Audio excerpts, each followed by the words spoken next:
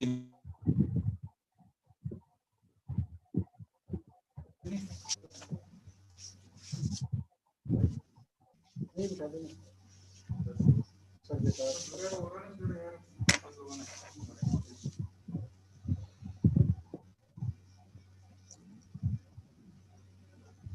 2 ही minute के अंदर हम आज की इस तरह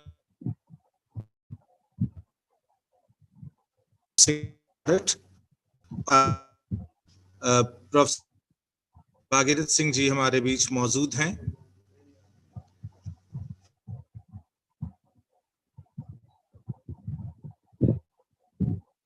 आज की इस संगोष्ठी का विषय गांधी दर्शन कंटेम्परेरी पर्सपेक्टिव्स।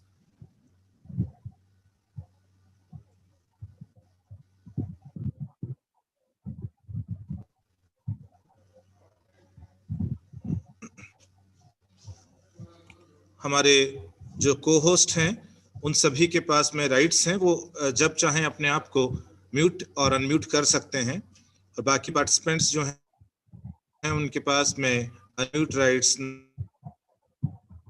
नहीं होंगे। संगोष्ठी का यूट्यूब पर भी हो रहा है, जिसको आप जो यूट्यूब आईडी आपको दी गई है उसके ऊपर देख सकते हैं।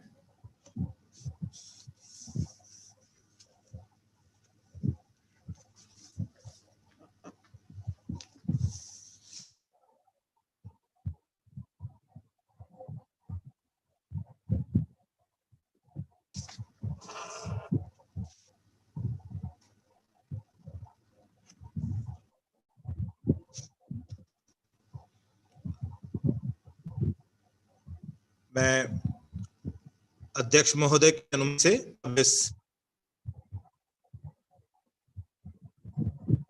पंडित दीनदयाल उपाध्याय शेखावाटी विश्वविद्यालय के तत्वावधान से तरंग संगोष्ठी का आयोजन किया जा रहा है, जिसका विषय है गांधी दर्शन और वर्तमान परिप्रेक्ष्य।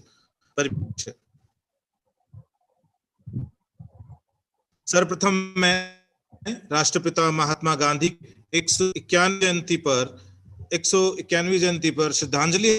गांधी जी के दर्शन से लाखों करोड़ों वर्षों के जीवन में जो प्रकाश हुआ, जो आज भी हमारे लिए प्रासंगिक है, में भी यह हमारे जीवन के पथ को प्रकाशमान करता रहेगा। गांधी जी के दर्शन की यदि हम बात करें तो इसमें 2 बहुत महत्वपूर्ण पक्ष निकलकर सामने आते हैं, जिसमें पहला है पॉलिटिकल टॉलरेंस, जिसको हम राजनीतिक सहिष्णुता की संज्ञा देते हैं। हम जानते हैं कि गांधी जी के समय भी हमें इसकी आवश्यकता थी, और गांधी जी ने अपने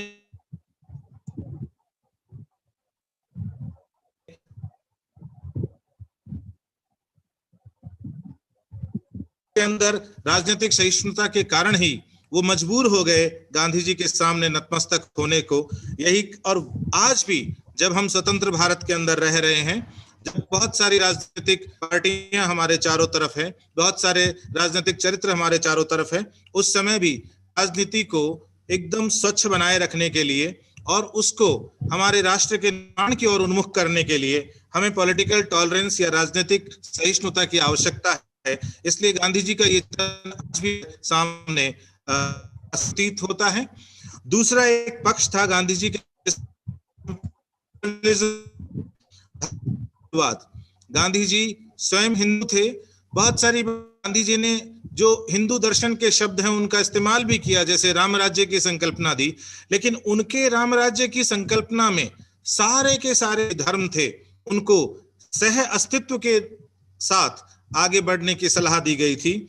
इसलिए गांधी हमेशा धार्मिक बहुलवाद के लिए जाने जाते हैं और जाने जाएंगे आज भी भारत के प्रसंग में, क्योंकि यह एक विविध राष्ट्र है, यहाँ अनेकों धर्म के लोग रहते हैं। आज भी गांधी जी का ये दर्शन रिलीजियस प्लुरलिज्म हमारे लिए प्रासंगिक है, और आने जातियों के बीच में प्रेम और सामंजस्य बनाए रखने के लिए ये चिंतन सदैव प्रासंगिक बना रहे। इसके बाद गांधी जी के दर्शन के 4 स्तंभ हैं, जिनकी मैं यहाँ चर्चा करना उचित समझूंगा, जिसमें सबसे पहला है सत्य, दूसरा है अहिंसा, तीसरा है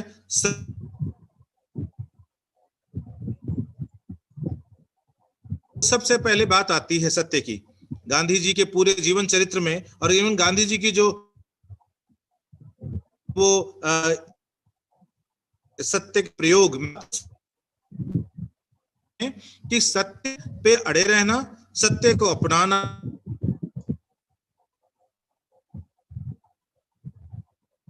और सत्य को स्वीकार करना सबसे बोलना है कि यदि बात करें तो हम सब हैं कि आज दुनिया के अंदर गांधी जी अहिंसा के प्रतीक के रूप में जाने जाते हैं। संयुक्त राष्ट्र ही नहीं बल्कि प्रत्येक देश ने इंडिविजुअल रूप से भी गांधी जी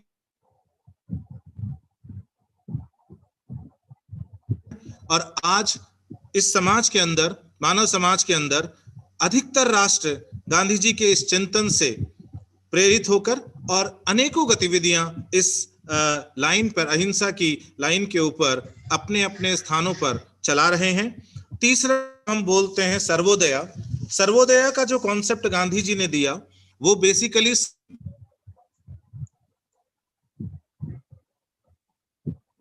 के निराकरण के लिए के हेतु महात्मा गांधी का चलाया हुआ यह एक सामूहिक आंदोलन था जो कि मानव जीवन के दार्शनिक पक्ष पर आश्रित है, जिसका उद्देश्य समाज को ऐसा रूप देना है जिसमें आर्थिक विषमता, दरिद्रता, शोषण आदि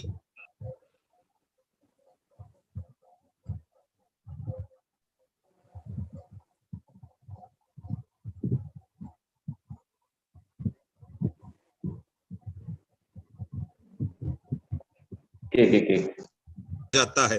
सत्य एवं न्यायपूर्ण पक्ष की शांतिपूर्ण स्थापना हेतु अडिग रहना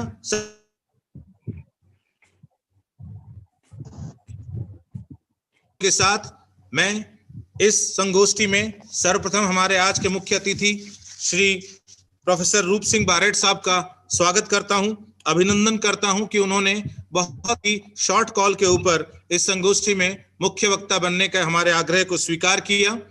प्रोफेसर रूप सिंह जी बारेट को उद्बोधन के लिए बुलाने से पहले मैं उनका एक छोटा सा परिचय देना यहाँ चाहूंगा। मैं भी वो सौभाग्यशाली छात्र हूं जिन्होंने प्रोफेसर रूप सिंह जी बारेट से मार्गदर्शन प्राप्त किया है। प्रोफेसर रूप सिंह जी बारेट राजनीतिक विज्ञान के प्रोफेसर रहे हैं और राजस्थान विश्वविद्यालय में राजनीतिक विज्ञान बहुत लंबे समय तक पढ़ाया है और विभागाध्यक्ष भी रहे हैं।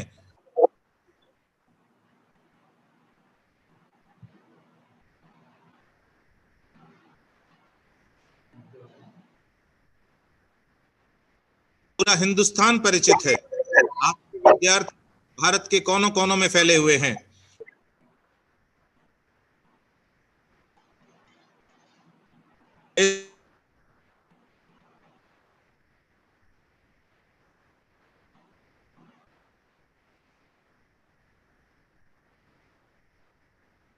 आपसे आग्रह करता हूं कि आप अपना उद्बोधन शुरू करें।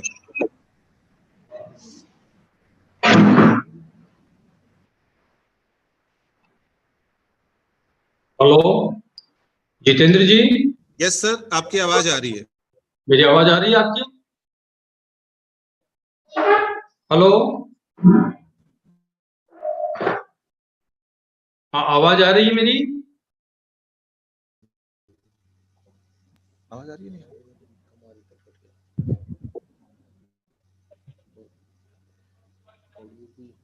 वीडियो भी नहीं आ रहा।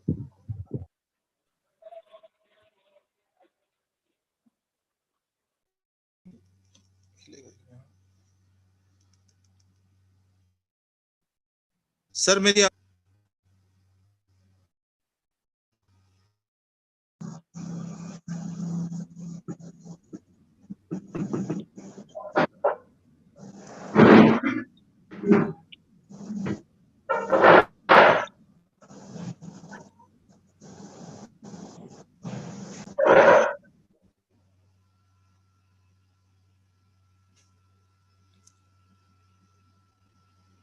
सर आप अपना संबोधन शुरू करें। हाँ मेरी आवाज आ रही है? Yes sir. आज की इस संगोष्ठी के अध्यक्षता कर रहे माननीय कुलपति प्रोफेसर भागीरथ सिंह जी, कार्यक्रम का संचालन कर रहे डॉक्टर जितेंद्र जी सोनी, सभी प्रतिभागियों और प्यारे विद्यार्थियों, आज मुझे इस बात की खुशी है कि महात्मा गांधी की 151वीं जयंती पर आज पंडित दीनदयाल उपाध्याय शेखावटी विश्वविद्यालय एक संगोष्ठी का आयोजन कर रहा है, जिसका विषय है गांधी दर्शन और वर्तमान परिप्रेक्ष्य। सर्वप्रथम इसके लिए मैं कुलपति महोदय को मेरी कृतज्ञता ज्ञापित करता हूं कि उन्होंने मेरे को एक मौका दिया कि मैं मेरे सहयोगी, विद्यार्थी और साथियों के साथ गांधी दर्शन पे कुछ बातचीत कर सकूं।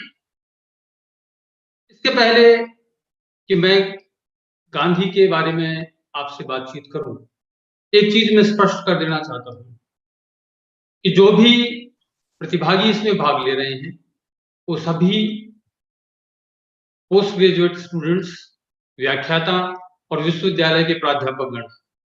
इसलिए मैं ये मान के चलता हूं कि गांधी के विचार, गांधी का दर्शन, गांधी का थॉट आप लोगों ने पढ़ रखा है, और इसलिए मैं बहुत ही सेलेक्टिव वे में आपसे संक्षिप्त में सारगर्भित रूप से अपनी बात कहने का प्रयास करूंगा। इसके लिए 3 बातें मैं आपको सबसे पहले कह रहा हूं। इसके पहले कि हम वर्तमान परिप्रेक्ष्य में आए, 3 बातें मैं आपसे रेखांकित करना चाह रहा हूं जो मेरे हिसाब से गांधी के विचारों को जानने के लिए, समझने के लिए अपरिहार्य है, आवश्यक है। पहली बात जो मैं कहना चाहता हूं ये, महात्मा गांधी ने जो भी विचार दिए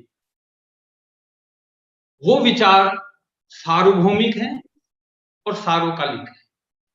इसलिए उनके बारे में ये सोचना, उनकी प्रासंगिकता के बारे में संदिग्ध होना बिल्कुल गलत है, क्योंकि गांधी के विचार टाइम एंड स्पेस इन दोनों ही सीमाओं से परे। उन्होंने जो कुछ कहा वो आज भारत में ही नहीं, पूरे विश्व के अंदर उसके ऊपर चर्चाएं हो रही हैं, पूरे विश्व में उनके ऊपर बातचीत हो रही है, पूरे विश्व में उन पर ध्यान केंद्रित किया जा रहा है। तो गांधी के जो विचार हैं वो सार्वभौमिक हैं, सार्वकालिक हैं, सर्वव्यापी हैं। क्यों, ऐसा क्यों कहते हैं हम? इसलिए कि पहली बात जो महत्वपूर्ण है कि गांधी का विचार मुख्य रूप से जिस पे केंद्रित होते हैं वो है व्यक्ति। गांधी के विचारों का केंद्र बिंदु है व्यक्ति, और व्यक्ति में भी गांधी, व्यक्ति के बाह्य विकास पे गांधी का ध्यान उतना नहीं है जितना व्यक्ति के स्वयं के अंदर के विकास की गांधी बात करते हैं। अर्थात गांधी जो बात करते हैं वो व्यक्ति के स्पिरिचुअल डेवलपमेंट की बात।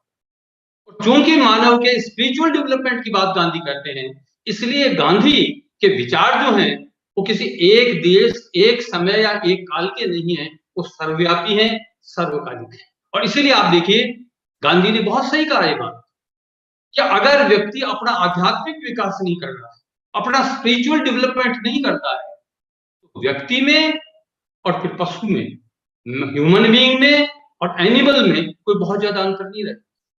इसलिए पहली बात जो आपको रेखांकित करनी चाहिए वो ये कि गांधी के विचार सर्वकालिक हैं, सार्वभौमिक हैं, टाइम एंड स्पेस की सीमाओं से लांघे हुए हैं, ऊपर हैं, क्योंकि वो व्यक्ति के व्यक्तित्व के विकास की बात करता है, उनके स्पिरिचुअल डेवलपमेंट की बात करता है। एक दूसरी बात मैं आपसे और कहना चाहूंगा जिसपे फिर आप लोग ध्यान केंद्रित करेंगे, वो ये कि गांधी ने जो बात कही वो उनके विचार थे, और वो सारे के सारे विचार यथार्थ की उपज के थे। अर्थात उन्होंने जो कुछ कहा, जो कुछ विचार दिए, वो सब उन्होंने व्यवहारिक रूप से, प्रयोगात्मक रूप से उनको जांच परख करके उन्होंने अपने विचार। आप अच्छी तरह इस बात को परिचित हैं कि गांधी एक एक्टिविस्ट थे। गांधी कोई बहुत बड़े विद्वान भी नहीं थे, गांधी कोई बहुत बड़े दार्शनिक नहीं थे, गांधी बहुत बड़े कोई चिंतक नहीं थे। गांधी ने जो कुछ लिखा वो किसी एक जगह बैठ के, लाइब्रेरी में बैठ करके पुस्तकों को पढ़ के नहीं लिखा। गांधी ने तो अपने व्यवहारात्मक जगत में जो उन्होंने काम किए, जिन परिस्थितियों से उन्होंने लड़ाई लड़ी, जूझे, और उसके दौरान जो उनके विचार आए, उन विचारों को हमारे सामने प्रस्तुत। इसलिए आप देखिए, इसीलिए हम लोग जो राजनीति विज्ञान के विद्यार्थी कहते हैं कि गांधी का न तो कोई कॉन्क्रीट उस रूप से पॉलिटिकल थॉट है, न कोई उनकी पॉलिटिकल आइडियोलॉजी। गांधी ने तो विचार दिए हैं, आइडियाज दिए हैं, और वो आइडियाज जो हैं वो उन्होंने बाकायदा व्यवहारात्मक धरती पे प्रयोग करके दिए हैं।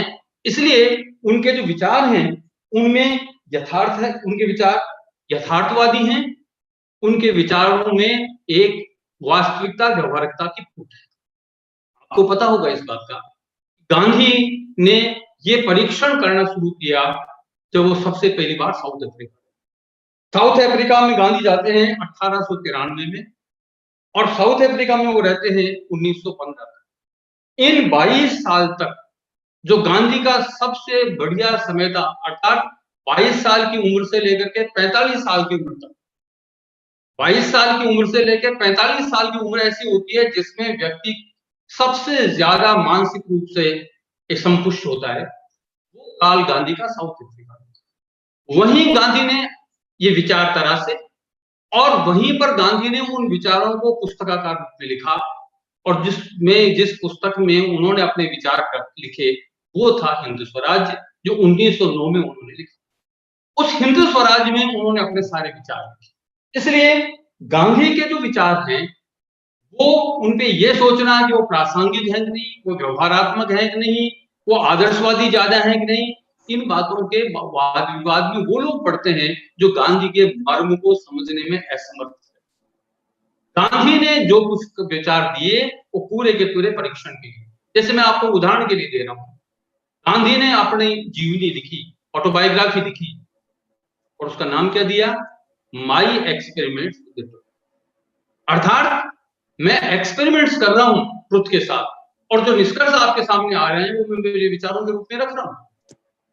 अर्थात कोई प्री सपोजिशन के साथ गांधी ने पुस्तक नहीं लिखी। दूसरी बात, गांधी जो अपनी पुस्तक लिख रहा है हिंद स्वराज्य, आपको मालूम है वो डायलॉग फॉर्म में, प्रश्न पूछा जाता है, गांधी उसके उत्तर देते हैं। तो ये जो प्रश्नोत्तर के रूप में जो लिखी है ये बड़ा तार्किक प्रणाली है। तो गांधी ने बड़े तार्किक तरीके से विचार रखे अपने। ऐसा नहीं है कि कमरा बंद करके उन्हें एक पुस्तक लिख दी। उन्होंने हर प्रश्न पूछे, प्रश्न खड़ा किया है और प्रश्न का उत्तर दिया, और उनमें तार्किकता, व्यवहारिकता, उनके इन्वेंशन की शक्ति इतनी अधिक है कि मैं तो आपसे एक ही बात कह के बात को कंप्लीट करना चाहूंगा। हमारे युग के महत्वपूर्ण साइंटिस्ट आइंस्टीन, जिनके बारे में आप सब लोगों ने सुना है, उन्होंने भी गांधी जी के विचारों को पढ़ करके एक ही लाइन कही कि मैं समझता हूं गांधी के विचारों की सत्यता के लिए सफिशिएंट है, और उन्होंने कहा शायद आने वाली पीढ़ी विश्वास नहीं करेगी इस धरती पर कोई ऐसा हार्ड मास का पुतला कभी जन्म लिया था या चलता था। अर्थात ये आइंस्टीन कह रहे हैं, कोई दार्शनिक नहीं कह रहा, कोई विद्वान नहीं कह रहा, एक वैज्ञानिक कह रहा है, जो ये बात कह रहा है कि गांधी जो थे उनके विचार बहुत ही महत्वपूर्ण और वैज्ञानिक थी। हाँ, ये जरूर है आदर्शवाद है, लेकिन मैं आप लोगों से एक बात कहना चाहूंगा सिर्फ संक्षेप में कि मुझे बताइए, आदर्श हमेशा समाज के लक्ष्य होते हैं। आदर्श होते ही इसलिए हैं कि वो साधारणतः प्राप्त नहीं किए जा सकते। तो ideals are those which are generally unattainable, that's why they are ideals. अगर आदर्शों को हर व्यक्ति साधारण से प्राप्त कर ले तो आदर्श आदर्श ही नहीं रहते। तो इसलिए, लेकिन आदर्श कभी मरते नहीं। आज से नहीं 5000 साल से देखिए, राम को एक आदर्श मानते हैं। क्यों? क्योंकि उन्होंने अपने राज्य को एक दिन के समान छोड़ दिया। अब आपको आदर्श लगता है, हर व्यक्ति ये नहीं कर सकता, लेकिन आज भी 5000 साल से हम राम को इस आदर्श को मानते हैं, समझते हैं। इससे तीसरी बात में एक आपसे आखिर और कहना चाहूंगा, जो गांधी के विचारों को समझने के लिए सबसे अपरिहार्य है। गांधी ने विचार दिए, लेकिन विचार के साथ आचार भी। इसलिए गांधी में विचार और आचार दोनों साथ साथ, ये बहुत बड़ी बात है। गांधी के विचारों को समझने के लिए जब तक आप इसके दूसरे पक्ष को नहीं समझेंगे, आप गांधी को नहीं समझ सकते। गांधी ने विचार दिए हैं, लेकिन साथ ही आचार। गांधी ने एक विचार दिया ट्रुथ, सत्य विचार दिया, और सत्य का इतना महत्वपूर्ण उन्होंने माना कि सत्य को उन्होंने भगवान के बराबर मान दिया, ट्रुथ इज गॉड। लेकिन वो ये भी कहते हैं साथ कि सत्य के साथ एक सदविचार सदाचार भी होना चाहिए, और वो कौन सा है? अहिंसा। इसलिए सत्य अगर कॉइन का एक फेस है तो नॉन वायलेंस कॉइन का दूसरा फेस। तो गांधी आचार और विचार दोनों को साथ लेके चलते हैं, और जब तक हर विचार के साथ सद आचार नहीं होंगे उस विचार का कोई अर्थ नहीं। गांधी ने ऐसा करके दिखाया। अगर मैं आपको उदाहरण दूं तो आपने सारों ने पढ़ रखा है कि असहयोग आंदोलन जो था 1920 में गांधी ने भारत में आकर शुरू किया। असहयोग आंदोलन अपने चरम पे पहुंच रहा था। पूरे कांग्रेस के ऐसे लग रहे थे जैसे पंख लग गए हैं। जन आंदोलन एक तरीके से उमड़ रहा था। एक साधारण सी चोरा चोरी कांड में हिंसा को लेकर के गांधी ने पूरे आंदोलन को वापस खींच लिया। पूरा ही pulled back the entire movement. और उस समय कांग्रेस के दिग्गज नेता इसके विरोध में थे, लेकिन गांधी ने कहा नहीं, विचार है तो सदाचार भी होना चाहिए। इसलिए हिंसा के द्वारा अगर प्राप्त किया जाए, हिंसा के द्वारा आदर्श को प्राप्त किया ही नहीं जा सकता। और इसलिए आपको मालूम है असहयोग आंदोलन को उन्होंने नहीं रोक दिया। तो जो मैं कहना आपको चाह रहा था वो ये कि गांधी ये कहते हैं कि अगर आप किसी विचार को देते हैं उसके साथ आपका सदाचार होना चाहिए। मैं एक उदाहरण आपको और दे रहा हूं आपका ध्यान आकर्षण करने के लिए। आपने सबने पढ़ रखा है दांडी मार्च, बताने की आवश्यकता नहीं है। गांधी ने क्यों किया? क्योंकि गांधी ये मानते थे कि नमक जो है वो आम व्यक्ति के थाली की एक महत्वपूर्ण आवश्यकता है। गरीब से गरीब भी इसका काम होता है। इसलिए अंग्रेजों को कोई हक नहीं है कि आम व्यक्ति को नमक बनाने के लिए रोकें या नमक को सस्ते दरों पे प्राप्त करने के लिए उसका रोकें। इसलिए आपको मालूम है उन्होंने दांडी मार्च की, और आपको पता है उन्होंने कानून तोड़ा और नमक बनाया। लेकिन बहुत कम लोग इस बात को जानते हैं या ध्यान में रखते हैं कि गांधी ने जब दांडी मार्च की और नमक के इस कानून को तोड़ने का काम किया, उसके करीब करीब 6 महीने पहले से ही गांधी ने नमक खाना बंद कर दिया। स्वयं ने नमक का परित्याग कर दिया था महीनों भर पहले, और फिर जाके उन्होंने नमक के कानून को तोड़ा। अर्थात आपके विचार के साथ आप सदविचार, आपके आचरण भी वैसे ही हो। अगर आपका आचरण वैसा नहीं है तो फिर केवल मात्र आपके शाब्दिक लफाजी रह जाती है, जिसका मित्रों कोई अर्थ नहीं। यहाँ पर मुझे एक छोटी सी कहानी याद आती है जो बचपन में मैंने गांव में सुनी। एक महिला थी, वो अपने बच्चे को लेकर के किसी महात्मा के पास गई और महात्मा जी को कहा, महाराज ये बच्चा गुड़ बहुत खाता और गुड़ खाने से इसके कई तरीके की बीमारियां हो गई। वैद्य जी कहते हैं इसका गुड़ बंद करो, लेकिन ये मानता है। पंडित महात्मा ने सर हिलाया, कहा कि 1 सप्ताह बाद आ जाना। और थोड़ा गुस्सा आया तो मैंने महाराज से कहा, कुछ नहीं कहा, मेरे को 1 सप्ताह भेज दिया। चलो 1 सप्ताह बाद में फिर आई, धो को दी, प्रणाम दी, और महाराज ने उसके सर पे हाथ रख के कहा, बेटा गुड़ खाना बुरी चीज है, अब गुड़ मत खाना। ये जाओ।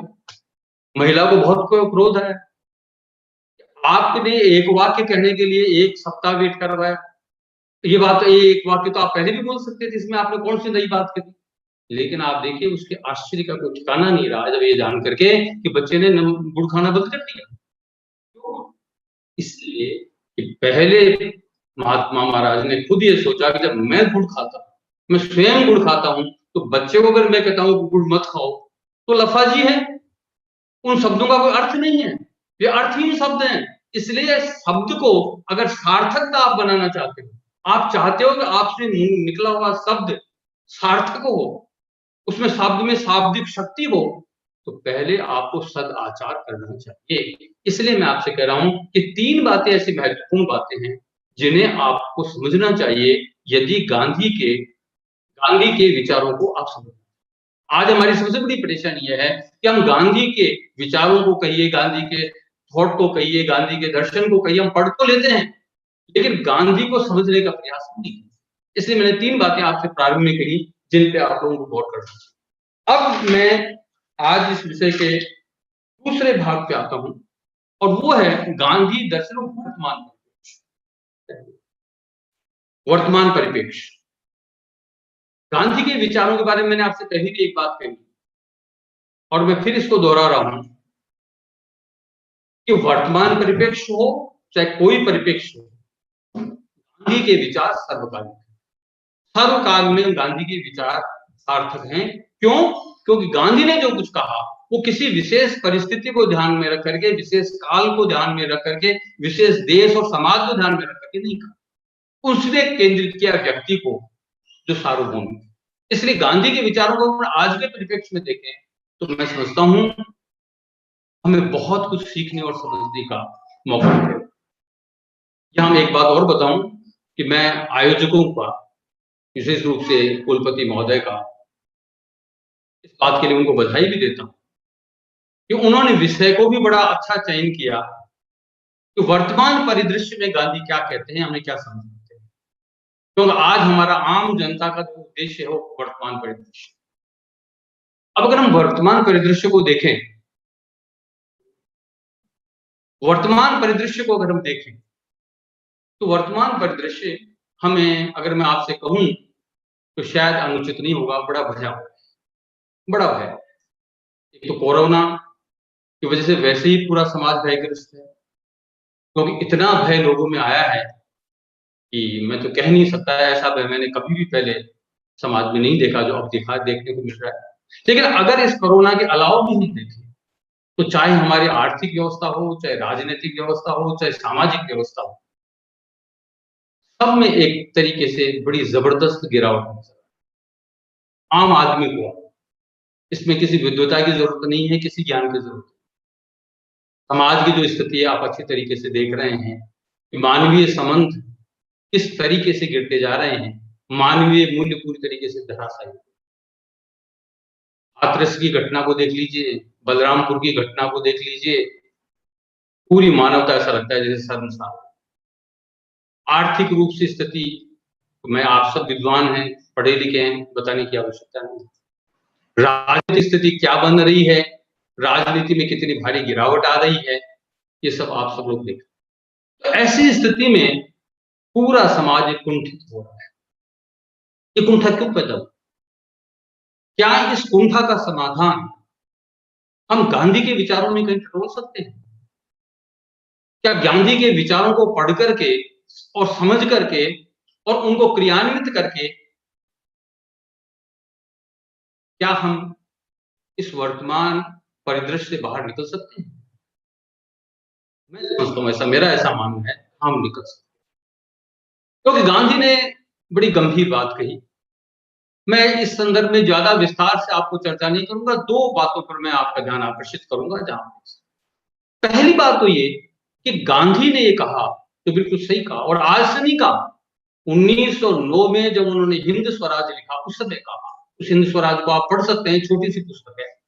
उसने कहा कि ये पश्चिमी जगत जो सभ्यता बना रहा है, जो संस्कृति पैदा कर रहा है, जिस अर्थव्यवस्था को जन्म दे रहा है, जिस विज्ञान और तकनीकी को दे रहा है, जिस राजनीतिक व्यवस्था को स्थापित कर रहा है, ये गलत है। उन्होंने कहा ये जिसको विकास कह रहे हैं वो विकास नहीं है, ये विकास की गलत दिशा है।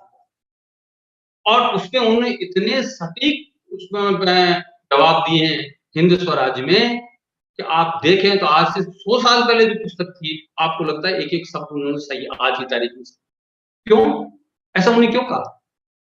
खुद लंदन में पढ़े और पाश्चात्य शिक्षा का विरोध कर रहे हैं,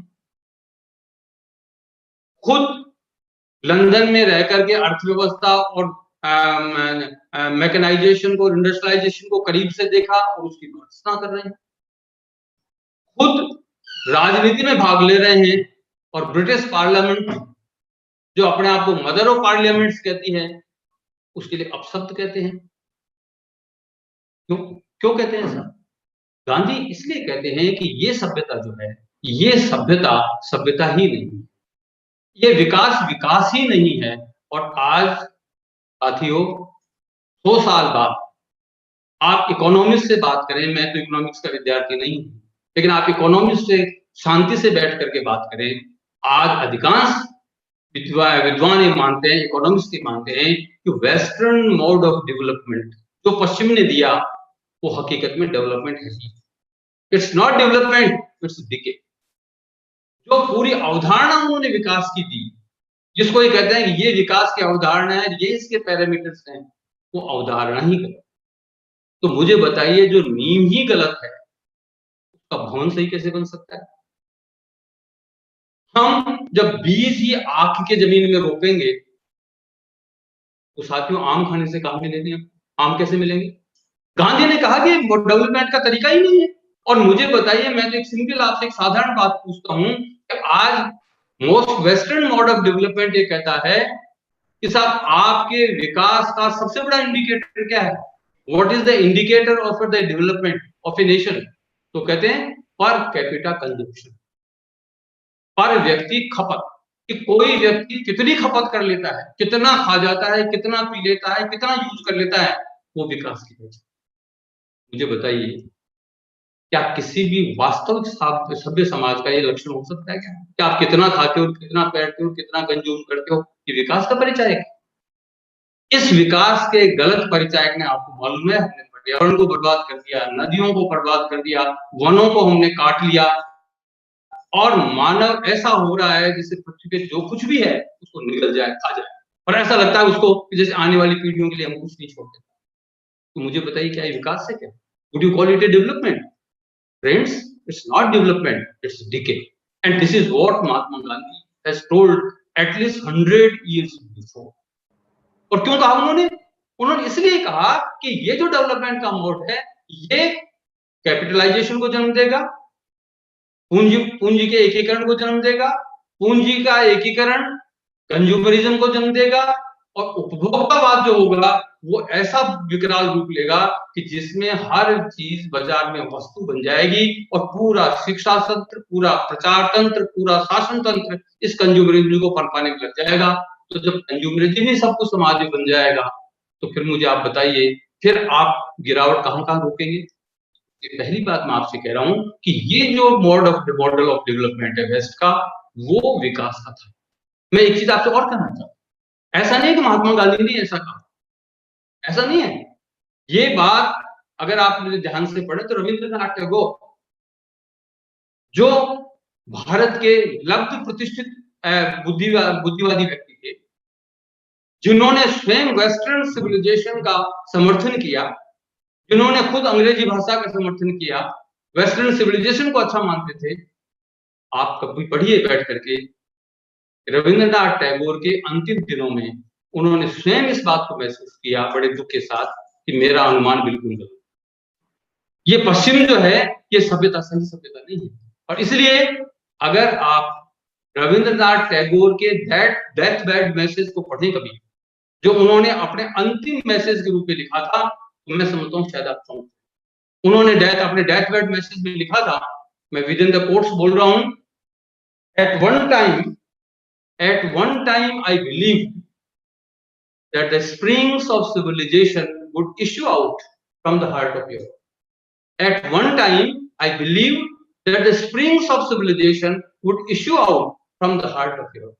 But today, when I am about to quit this world, the whole idea has gone bankrupt completely. When I look around, I see the crumbling pieces of the proud civilization strewn like the vast heaps of futility.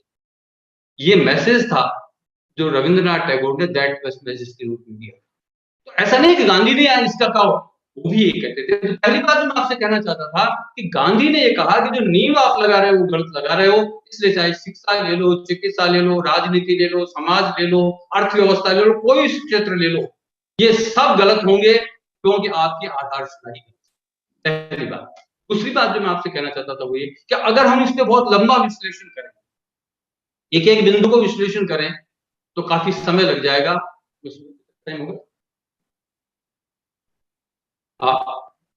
अगर इनके एक एक बिंदु को हम ले आगे, तो मैं समझता हूं काफी डिटेल में बात हम नहीं कर पाएंगे। इसलिए मैं एक संक्षिप्त में आपसे एक बात और करना चाहता हूं अगले कुछ 10-15 मिनट में।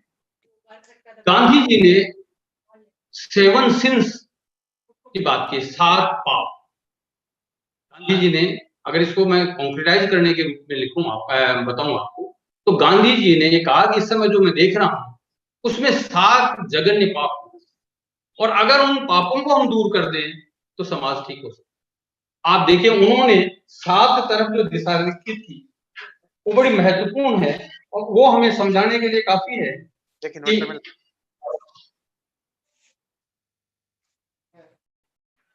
वो समझने के लिए सफिशिएंट है कि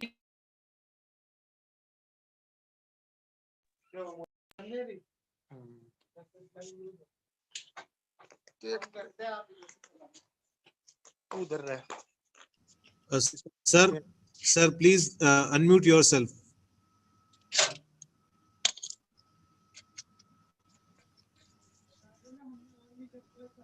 हाँ, हेलो। हाँ सर। हाँ, should I continue? Yes sir. हाँ, जितेंद्र जी, हाँ sir, can I take next 10 minute? Can I take next 10 minutes? Sir yes, you can continue up to 7 to 10 minutes। Okay, तो मैं जो आपसे कह रहा था वो ये कि गांधी ने समाज में जो बुराइयां आई उनका ध्यान आकर्षित करते हुए उन्होंने बहुत एक कॉन्क्रीट रूप में एक बात कही, और उन्होंने कहा कि समाज में इसमें 7 पाप हो रहे हैं, जघन्य पाप हो रहे हैं। अगर उन 7 पापों को हम रोकने की कोशिश करें तो समाज की स्थिति सुधर सकती है। वो 7 पाप उन्होंने जो बताए, जिनको उन्होंने कहा 7 सिंस अकॉर्डिंग टू गांधी, मैं आपको उनको इन्यूमरेट कर रहा हूं। वो मैं समझता हूं कि हमें इस समाज के विश्लेषण करने में और गांधीवादी विचारकों को प्रयुक्त करने में हमारी काफी मदद कर सकते हैं। पहली बात उन्होंने कही श्रम विहीन संपत्ति। उन्होंने कहा बहुत बड़ा पाप, संपत्ति का निर्माण करना गांधी कहते हैं पाप नहीं है, लेकिन उस संपत्ति का निर्माण करना पाप है जिसमें आपका कोई भी श्रम नहीं है। बिना श्रम एसी कमरों में बैठे बैठे आप संपत्ति का निर्माण कर रहे हो और अथाह संपत्ति का निर्माण कर रहे हो और बाकी लोगों को संपत्ति विहीन कर रहे हो, पूंजी का एकीकरण कर रहे हो, गांधी कहते हैं पाप। इसलिए संपत्ति को गांधी पाप नहीं मानते। संपत्ति मनुष्य के लिए आवश्यक है, लेकिन संपत्ति उतनी हो जितनी व्यक्ति स्वयं अपने श्रम के साथ संपत्ति का निर्माण कर सके। उसी पर गांधी कहते हैं कि आपका नैतिक अधिकार है कि आप उसको कर सकते। इसलिए गांधी कहते हैं कि कपड़े पे आपका अधिकार है लेकिन खुद खाते हैं। तो आप आज जो अच्छा संपत्ति का जो निर्माण हो रहा है, मैं इसमें ज्यादा नहीं, आप सब लोग इस बात को अच्छी तरह वाकिफ हैं कि किस तरीके से कैपिटलिज्म आ रहा है, फुअर रूप में कैपिटलिज्म आ रहा है, संपत्ति का पूंजी का जबरदस्त केंद्रीकरण किया जा रहा है। मैं आपसे क्या बताऊं कि रोजाना समाचार सुन सुन करके हैरान हो रहे हैं। ये बिल्कुल गांधी के हिसाब से गलत है। गांधी कहते हैं कि वही संपत्ति आपको बना सकते हैं और उसका उपभोग कर सकते हैं जो आपके श्रम द्वारा बनाई गई। दूसरी बात गांधी दूसरी कहते हैं विवेक विहीन भोग विलास। इस कंज्यूमर वर्ल्ड ने या इस कंज्यूमरिज्म संस्कृति ने केवल एक काम किया है, भोग और विलास की सुविधाओं में जबरदस्त इजाफा। इतना इजाफा किया है कि मैं आपको बता नहीं सकता, आप सब इससे अच्छी तरह। और दुर्भाग्य यह है कि सारा का सारा भोग विलास जो हो रहा है वो विवेक विहीन, बिना विवेक के, विवेक को इस्तेमाल ही नहीं कर रहा। आपको परोसा जा रहा है, बाजार में आपको भोग की वस्तुएं परोसी जा रही हैं और आप अंधे होकर के बिना विवेक को काम में लिए उसका प्रयोग कर रहे हैं। इसलिए आप देखिए समाचार पत्रों में ये जो विभत्स कांड आपको दिखाई दे रहे हैं, आज क्यों हो रहे हैं? इसलिए कि आपको परोसा जा रहा है, आपको प्लेट भर के बाजार परोस रहा है कि ये भोग है, इसका आप भोग करो। और मनुष्य चूंकि अपना आध्यात्मिक विकास करने में असफल रहा है, वो विवेकहीन तरीके से इसका इस्तेमाल कर रहा है। इसलिए पूरे समाज में आपको घृणा और नफरत, हत्या और जबरदस्त आपको चीजें दिखाई दे रही हैं। इसलिए गांधी कहते थे कि विवेक विहीन भोग विलास नहीं होना चाहिए। तीसरी बात गांधी ने कही चरित्र विहीन शिक्षा। देखिए कितनी बड़ी बात, एक एक शब्द आप समझिए। मैं आप सभी लोग पढ़े लिखे हैं, मैं एक एक शब्द पे आप लोग घर जाके चिंतन कीजिए। गांधी कहते हैं शिक्षा हो लेकिन चरित्र विहीन शिक्षा है। आज हमने सारी शिक्षा में किसी एक पक्ष को अगर नजरअंदाज किया सबने मिलके, तो वो है चारित्रिक निर्माण। प्राथमिक शिक्षा से लेकर के और विश्वविद्यालय तक की शिक्षाओं में हमने सब कुछ की समाहित कर दिया। सारा विज्ञान, सारी टेक्नोलॉजी, सारी सब कुछ ला करके इकट्ठा कर दी। लेकिन अगर माइनस किया है तो एक ही बिंदु को किया है और वो किया है चरित्र। तो मुझे बताइए, are we producing the really educated people? इसलिए कई बार मैं सोचता हूं कि जो पहले एक मुहावरा चल पड़ा था कि यूनिवर्सिटीज तो आजकल केवल इलिटरेट ग्रेजुएट्स प्रोड्यूस करें। वो इलिटरेट किस माने में है? उनमें एथिक्स, मोरालिटी नाम की कोई चीज, मानवीयता उनमें है ही नहीं। मानवीय पक्षों को हमने उनके व्यक्तित्व में कभी संवारा ही नहीं। इसलिए चरित्रहीन जो शिक्षा है वो किसी काम की नहीं। इसलिए गांधी कहते थे आप एजुकेशन दो तो उसका आधार चरित्र निर्माण की हो। चौथी बात जो उन्होंने कही वो नैतिकता विहीन व्यापार। कितनी बड़ी बात। व्यापार कीजिए, गांधी कहते हैं मैं व्यापार के खिलाफ नहीं हूं, व्यापार कीजिए, लेकिन व्यापार नैतिकता विहीन, उसके इथिक्स होने चाहिए, उसमें एक मोरालिटी होनी चाहिए, लाभ कितना हो उसका एक नैतिक मापदंड होना चाहिए। इसमें ये नैतिकता व्यापार ऐसा नहीं हो कि जिसमें हर मछली, बड़ी मछली छोटी मछली को निगल जाए। गांधी कहते हैं वो व्यापार नहीं है। और आज आपको ये जो सारा व्यापार को दिखाई दे रहा है इसमें प्रॉफिट कितना हो उसका कोई दायरा नहीं है, कोई इसकी कोई सीमा नहीं। पांचवी बात गांधी कहते हैं मानवीयता विहीन विज्ञान। कितनी बड़ी बात। कई बार मैं मेरे साइंस के जो कलीग्स हैं, प्रोफेसर्स हैं, उनसे मैं बात करता हूँ, भाई आप लोग बड़े बड़े आविष्कार करते हो, आपको पद्मश्री, पद्म विभूषण, बड़े बड़े अलंकरण भी मिलते हैं, लेकिन क्या कभी आप लोगों ने सोचा है कि आप जो शोध कर रहे हो उस शोध में कहीं कोई मानवीयता के लक्षण है? एटॉमिक एनर्जी अच्छी है जहां तक as a source of energy उसको काम में, लेकिन क्या बम बनाना मानवीयता है? जेनेटिक्स में आप व्यक्ति के रोगों को पता लगाने के लिए अगर जेनेटिक्स में कोई इन्वेंशन करो तो समझ में आती है बात, लेकिन क्या जेनेटिक्स का शोध आप बिल्कुल मानवीयता को किनारे रख करके, तिलांजलि दे करके जेनेटिक्स में ऐसे ऐसे शोध कर दो कि पूरा दुनिया हाथ पर बढ़ जाए? आज मुझे बताइए ये कोरोना, ये क्या है? ये कोरोना वायरस, ये सारा विज्ञान की तो देन है, ये लेबोरेटरीज में ही तो पैदा हुई है, ये मानवों ने ही तो पैदा किया है, ये साइंटिस्ट ने ही तो पैदा किया है। और आज मुझे बताइए कि साइंटिस्ट ने लेबोरेटरी में इस वायरस को जन्म दे करके आज दुनिया के सामने कितनी बड़ी भयावह स्थिति खड़ी कर दी। ऐसी स्थिति तो शायद एटमों में नहीं कर सकते थे। तो ये इसलिए, लेकिन ये हुआ कैसे कि ये विज्ञान तो बढ़ा लेकिन मानवीयता भी नहीं बढ़ी। इसी तरीके से गांधी छठी बात कहते हैं त्याग विहीन पूजा। देखिए बहुत बड़ी बात, गांधी धर्म की बात करते,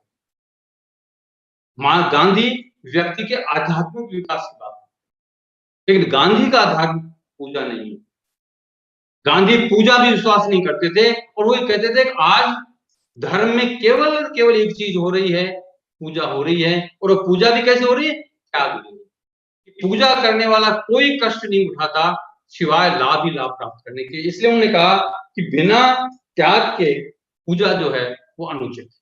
और एक अंतिम बात जो उन्होंने कही, मैं समझता हूँ आज के परिप्रेक्ष्य में बहुत ही महत्वपूर्ण है, और वो है सिद्धांत विहीन राजनीति। अगर राजनीति सिद्धांत भी हो जाए तो उस राजनीति का क्या हर्ष? यहां गांधी, आप देखिए, कई बार मैं सोचता हूं राजनीति विज्ञान के विद्यार्थी के रूप में कि अगर आप विश्व के मानचित्र पर जन आंदोलनों को देखें, जितने भी दुनिया में जन आंदोलन आज तक हुए, मैं समझता हूं गांधी से बड़ा जन आंदोलन शायद ही कहीं। इतना बड़ा जन आंदोलन गांधी ने, और गांधी ने जन आंदोलन करके जन आंदोलन का कितना रूप बदला।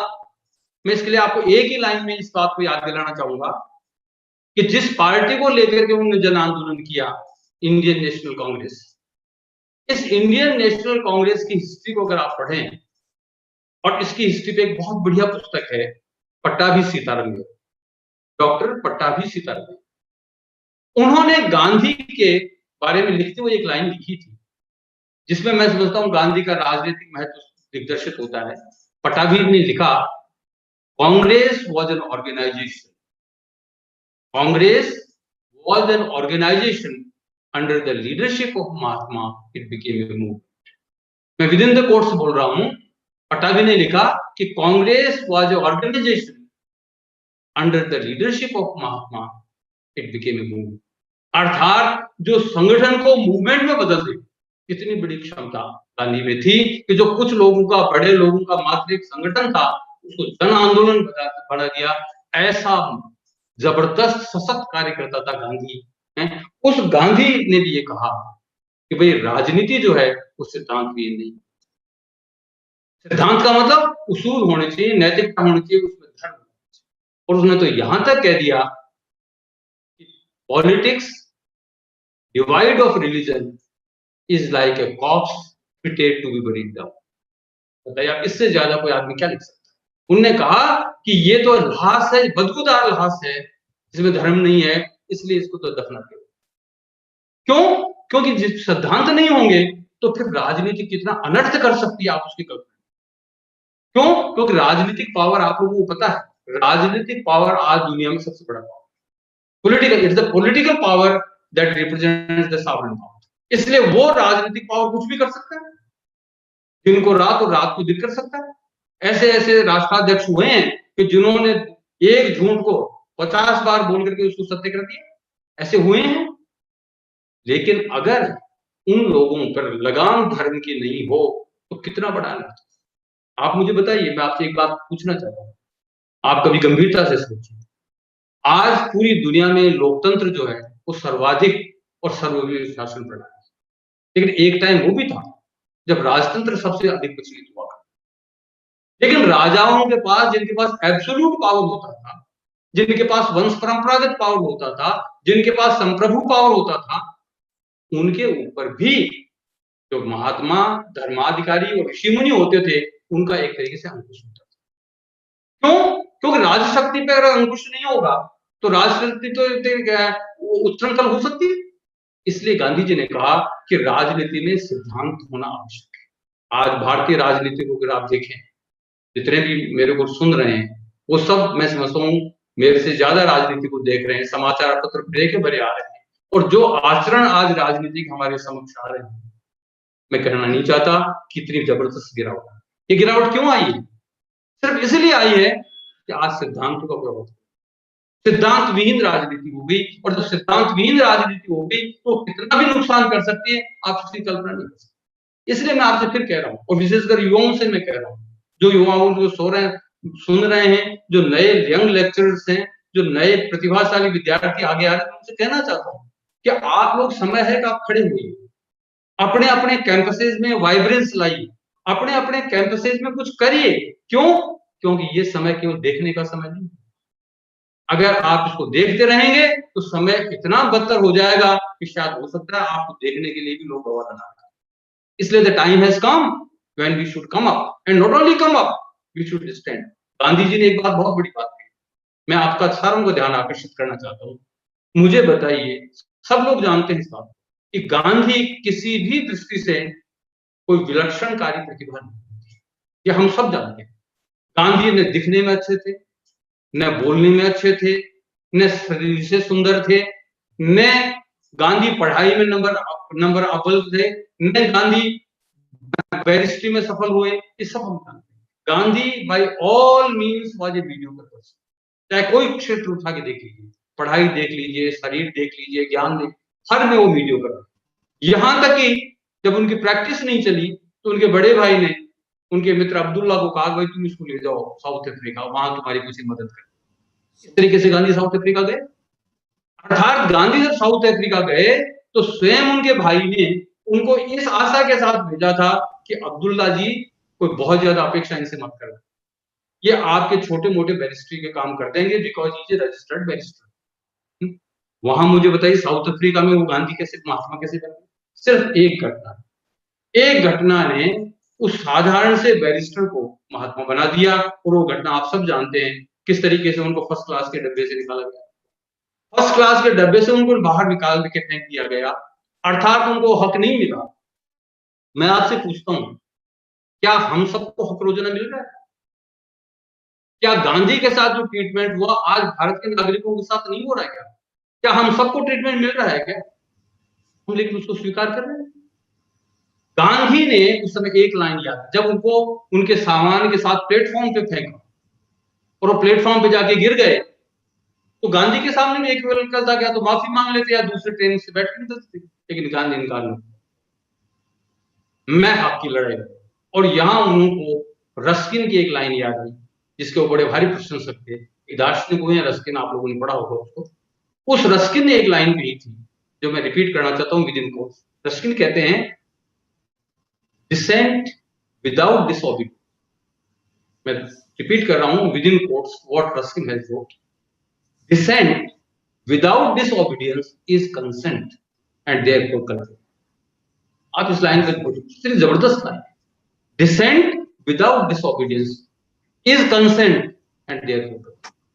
अगर आप किसी चीज का विरोध करते हैं लेकिन विरोध का आचरण नहीं करते तो आपका विरोध सहमति बन जाता है, और ये सबसे बड़ा। आज हम सारे दिन यही कर रहे हैं, डिसेंट करें बोलने के लिए मैं लंबा चौड़ा वाक्य आपको 1 घंटे का लेक्चर दे दूंगा, डिसेंट कर दूंगा तो ये भी गलत ये गलत, लेकिन जब उसको डिसओबे करने का प्रश्न आएगा मैं पीछे खिसक जाऊंगा। तो फिर मेरे बोलने का क्या मतलब रहा? कुछ नहीं रहा, ये वाकजाल है, ये केवल बौद्धिक विलासिता है, ये भ्रम है जो मैं पैदा कर रहा हूं आप लोगों में कि मैं बोल रहा हूं और आप सुन रहे हैं। लेकिन इस सुनने का कोई अर्थ नहीं है जब तक आप इसको एक्शन में ट्रांसफॉर्म। अगर गांधी ने उस डिसेंट को डिसओबे में नहीं परिवर्तित किया होता तो गांधी गांधी नहीं थे, महात्मा बनते ही नहीं। पता नहीं कितने लोगों का सामान रेलवे स्टेशन पर फेंका जाता है और वो उठ करके दूसरे ट्रेन से वापस चले जाते हैं, कोई भाव ही नहीं आता उनके। गांधी कहते हैं कि फिर dissent without disobedience is consent and therefore. आप समझ नहीं रहे हैं, आपका विरोध नहीं, आपका विरोध उस समर्थन में बदल गया। इसलिए आज गांधी की बहुत आवश्यकता है। आप हर जगह जहां डिसेंट देते हो वहां डिसओबे कीजिए कि मैं हाँ आपका विरोध भी करता हूं और ये मैं नहीं करूंगा, तब जाके चीजें सुधरने लगती। लेकिन आज मुझे कहते बड़ा दुख हो रहा है इस शिक्षा जगत में जहां पूरा समाज हमारी तरफ देखता है। ऐसे अंधकार में समय में ध्यान रखिए, मैं बड़े अफसोस के साथ कह रहा हूं कि इस अंधकार समय में जब सारा समाज चौराहे पे आके खड़ा हो गया है, समाज किसकी तरफ देखे? समाज केवल मात्र एक ही तरफ देखता था और वो थे उच्च शैक्षणिक संस्थान, पढ़े लिखे लोग, विद्वान, कि वो कोई मार्गदर्शन। लेकिन दुर्भाग्य की बात है, मुझे कहते दुख है कि आज जो सभ्य समाज है, विद्वत समाज है, वो भी उनको कोई रास्ता नहीं दिखा। क्यों? क्योंकि उनके पास न तो डिसेंट है, और अगर डिसेंट है तो डिसओबे करने की क्षमता ही नहीं। तो आपका डिसेंट क्या अर्थ रखता है? अगर मैं लफाजी करके अगर आपका किसी चीज का विरोध करता हूं तो लफाजी है, जब तक कि मैं उसका डिसओबे नहीं करूं। I am disobey. Gandhi ji ने अगर नमक का विरोध किया, कहा कि अंग्रेजों को तुमने गलत किया, आम आदमी की थाली से तुमने जो नमक छीनने की कोशिश की वो गलत की, तो गांधी ने डिसओबे कि हाँ मैं पैदल जाकर के नमक बनाता हूं, तुम मुझे गिरफ्तार करो। और आप देखो दांडी मार्च का क्या नशा था। दांडी मार्च वो घटना थी, ध्यान रखिए, जिसने 1930 के बाद एक तरीके से ब्रिटिश हुकूमत की सरकार का इजाफा हमेशा नीचे गिरा। अगर काउंटडाउन अगर आप देखें तो अंग्रेजों का काउंटडाउन ही 1930 के बाद से शुरू कि जहां उनकी गिनती उल्टी से शुरू हो, एक दांडी मार्च की साधारण सी। इसलिए मैं आपसे कहना चाह रहा था, यस आप बोलिए, आई एम कंक्लूडिंग। तो जो मैं आपसे कहना चाह रहा था कि अगर आज के परिप्रेक्ष्य में, वर्तमान परिप्रेक्ष्य में हम गांधी के विचारों को देखें तो मैं समझता हूं एक बहुत बड़ी आवश्यकता, बहुत बड़ी गंभीर आवश्यकता है कि हम गांधी के विचारों को पहले पढ़ें, समझें, और आज के वर्तमान परिप्रेक्ष्य में हम गांधी के विचारों को लागू कर करके इस समस्या का निदान करें, तो ही मैं समझता हूं हमारे गांधी के विचारों पर बातचीत करने की कोई सार्थकता है। इन शब्दों के साथ एक बार फिर मैं कुलपति महोदय और आयोजक डॉक्टर जितेंद्र सोनी और सबका आभार व्यक्त करता हूं कि मुझे एक मौका दिया कि मैं आप लोगों के साथ अपने विचार रख सकूं। लेकिन मैं फिर एक बार आपसे कह रहा हूं और बहुत गंभीर रूप से कह रहा हूं कि समय आ गया है कि जब हायर एजुकेशन जो भी प्राध्यापक, जो भी प्रोफेसर, जो भी यंग लेक्चरर्स आए हैं, वो समय को देखते हुए कुछ करें, क्योंकि अब ये करने का समय है, देखने का समय नहीं है। हमारे चारों तरफ परिस्थितियां बद से बदतर होती हैं। ऐसे में गांधी के विचार बहुत ही सार्थक हैं और उन्हें हम पे विचार करना चाहिए। धन्यवाद। जय हिंद, जय भारत। बहुत बहुत धन्यवाद प्रोफेसर रूप सिंह बारहट सर, आपने हमारा आग्रह स्वीकार किया।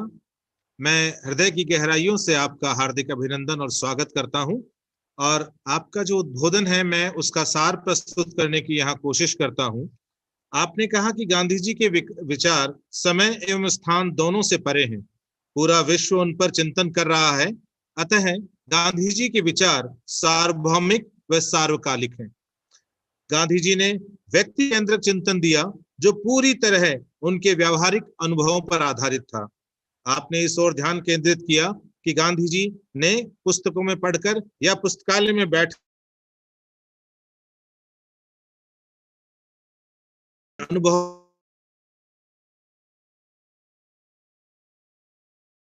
प्रासंगिक था, प्रासंगिक है और प्रासंगिक रहेगा। आपने गांधी जी के जीवन के 22 वर्ष से 45 वर्ष के काल को केंद्रित करते हुए बताया कि किस तरह से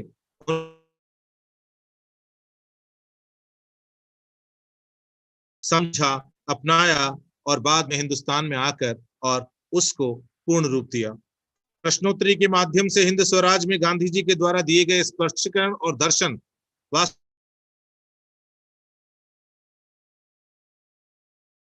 प्रश्न और उत्तर के माध्यम से जनता के सामने, जन जन के सामने रखा है। आज वही गांधी दर्शन के रूप में जाना जाता है। आइंस्टीन के आपने उस वाक्य का जिक्र किया जिसमें आइंस्टीन ने कहा था कि आने वाले समय में समाज इस बात पर विश्वास नहीं करेगा कि इस तरह की हार्ड मास का पुतला भी कोई इस दुनिया में रहा होगा। गांधी जी के व्यक्तित्व में विचार और आचार दोनों पाए जाते हैं और यही उनके व्यक्तित्व की सबसे खूबी है। भारत के स्वतंत्रता आंदोलन को जन आंदोलन का स्वरूप देने का श्रेय भी गांधी को जाता है और इसीलिए हम कह सकते हैं कि गांधी जो थे वो लोगों की नब्जों को पहचानते थे, वो जन के डॉक्टर थे, वो he was the master of pulses of people. आपने ये भी बताया कि किस प्रकार से उन्होंने अपने आंदोलनों में अपने विचार की अहम भूमिका को अपनाए रखा। कई बार जब उनके आंदोलन उनके विचार की धारा से अलग हटने लगे तो उन्होंने बिना इस बात की परवाह करे कि बहुत बड़ा वर्ग उनके विरुद्ध खड़ा है, अपने आंदोलनों को वापस कर लिया और वापस लेने के बाद भी उन्होंने लोगों को ये समझाया कि उन्होंने आंदोलनों को वापस लेना जो उचित समझा है उसके पीछे निहित कारण जो है वो उनके द्वारा ठहराए गए, उनके द्वारा सुझाए गए विचार से परे हटकर आगे बढ़ने की परिपाटी उनको अस्वीकार्य थी। वर्तमान उदाहरण देते हुए आपने ये समझाने की कोशिश की कि किस तरह गांधी पाश्चात्य अवधारणा जो है विकास की उसको नहीं मानते थे और उसको नकारते थे। गांधी जी की स्पष्ट दृष्टि थी कि पाश्चात्य विचार में जो विकास की अवधारणा है वो हमें विकास नहीं बल्कि विनाश की ओर लेकर जा रही है। रविन्द्रनाथ टैगोर का भी आपने जिक्र किया और आपने बताया कि शुरू में के कोट के साथ ये बताने की कोशिश की कि किस प्रकार अपने अंतिम समय में उन्होंने ये स्वीकार किया कि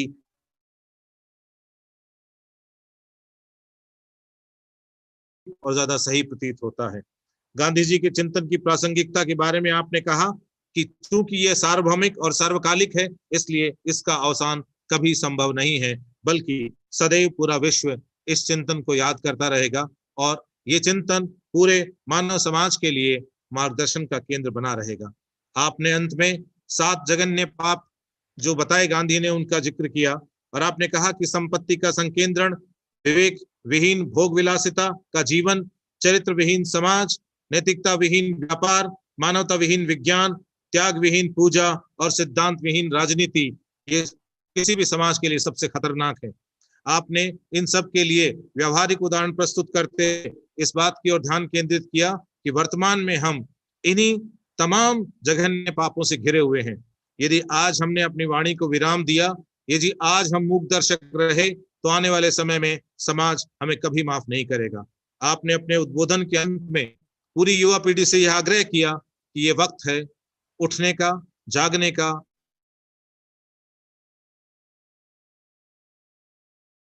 बात करते हुए आपने भारत का जिक्र करते हुए बताया कि हम जिस तरह की समस्याओं से घिरे हुए हैं, जिस तरह की राजनीतिक व्यवस्था हमारे चारों तरफ है, जिस तरह की आर्थिक व्यवस्थाओं से हम जकड़े हुए हैं, उनके अंदर आज युवा जो पीढ़ी है उसका ये दायित्व बनता है कि वो गांधी के चिंतन को समझे, गांधी के चिंतन को अपनाए, को पहुंचाए और गांधी के चिंतन को अपने आचार और व्यवहार में उतारे। मैं पुनः आपका तहे दिल से आभार और अभिनंदन व्यक्त करता हूं और अब मैं अध्यक्षीय उद्बोधन के लिए हमारे vice chancellor professor Bhagirath Singh ji से आग्रह करूंगा कि वे आशीर्वचन देकर हमें अनुग्रहित करें। Professor Bhagirath Singh sir.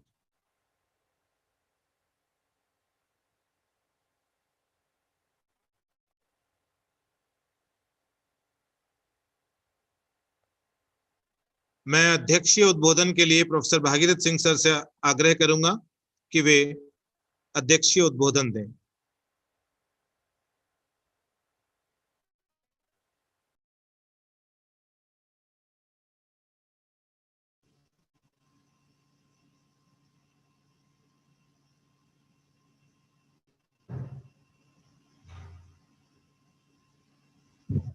Sir वो डिस्कनेक्ट हो गए हैं। एक मिनट मैं देखता हूं। हाँ, इधर बुला लीजिए सबको। सर आ रहे हैं? अच्छा,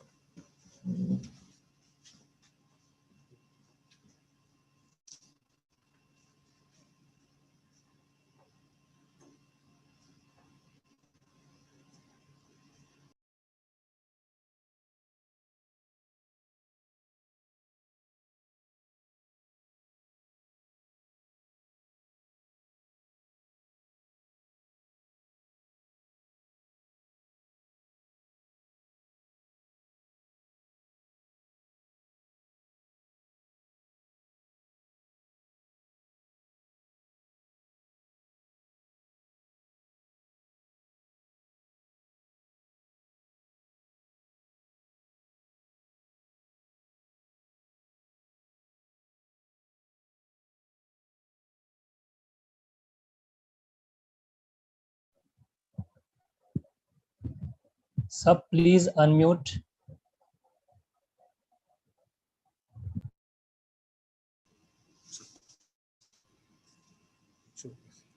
आज की संगोष्ठी में हमारे बीच मुख्य वक्ता के रूप में और मुख्य अतिथि के रूप में प्रोफेसर रूप सिंह जी बारट मौजूद हैं।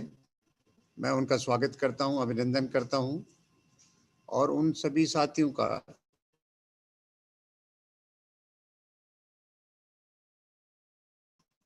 उन सभी को विश्वविद्यालय परिवार की ओर से और मेरी ओर से सभी का स्वागत करता हूं। आज की ये वेबिनार बड़ी प्रासंगिक है कि कैसे महात्मा गांधी का दर्शन आज वर्तमान परिप्रेक्ष्य में कितना सार्थक है। अभी मुख्य वक्ता के रूप में प्रोफेसर भाट साहब भी बता रहे थे कि किस प्रकार महात्मा गांधी का जीवन का केंद्र बिंदु व्यक्ति था और आज की सारी समस्याओं का केंद्र बिंदु भी व्यक्ति। वो उनका जो केंद्र बिंदु व्यक्ति था वो व्यक्ति के संपूर्ण विकास की बात करता था, वो उनका व्यक्तित्व की विकास की बात करता था। उनका ये भी कहना था कि शिक्षा की जो व्यवस्था है उस शिक्षा की व्यवस्था में शिक्षा न नौकरी के लिए शिक्षा की बात की करते थे, न परीक्षा पास करने के लिए शिक्षा की बात करते थे और न उपाधि लेने के लिए शिक्षा होती थी। शिक्षा का महत्व होता था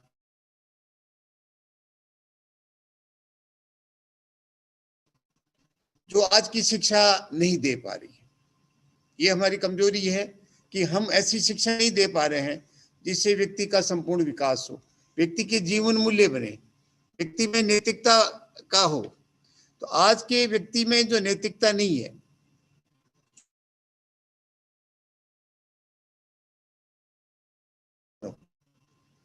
भाई जो हम बने हुए हैं उसको बनाने की बात कहते हैं। हर आदमी मानव है, लेकिन हमारे वेद इसी बात को कहते हैं कि मानव बनो।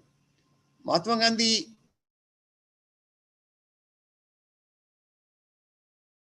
दर्शन था, लेकिन जो कुछ आज समस्याएं हैं, चाहे महामारी की समस्या कोविड-19 हो, चाहे आतंकवाद की समस्या हो, चाहे नक्सलवाद की समस्या हो, चाहे क्लाइमेट चेंज पर्यावरण की समस्या हो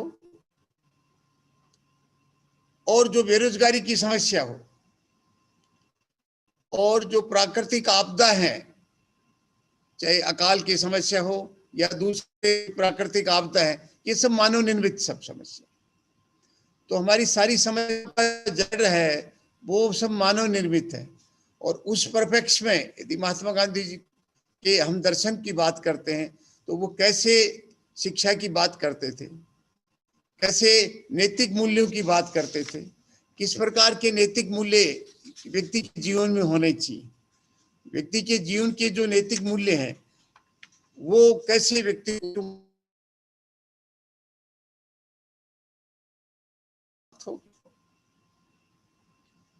व्यक्ति न केवल शारीरिक रूप से मजबूत होना चाहिए,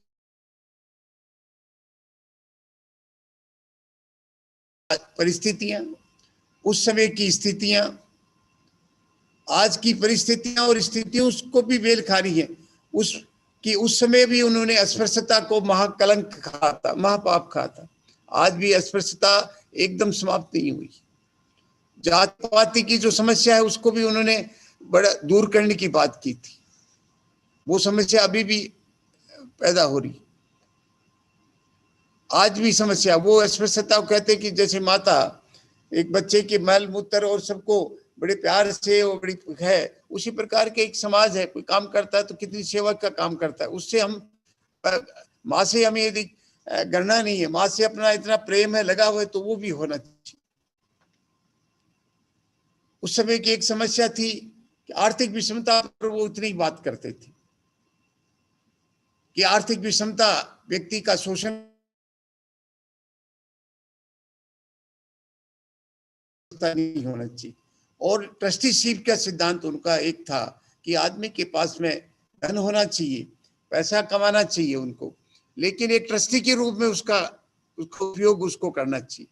ये जो अभी बता रहे थे कि उपभोक्ता जो सेंस करती है, जो उपभोग को सबसे बड़ा महत्व देती है, उपयोगिता का महत्व होना चाहिए।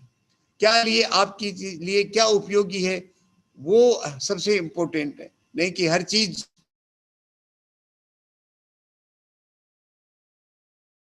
हमारे शरीर के लिए, हमारे समाज के लिए, हमारे देश के लिए उसका उपभोग क्यों किया जा रहा है।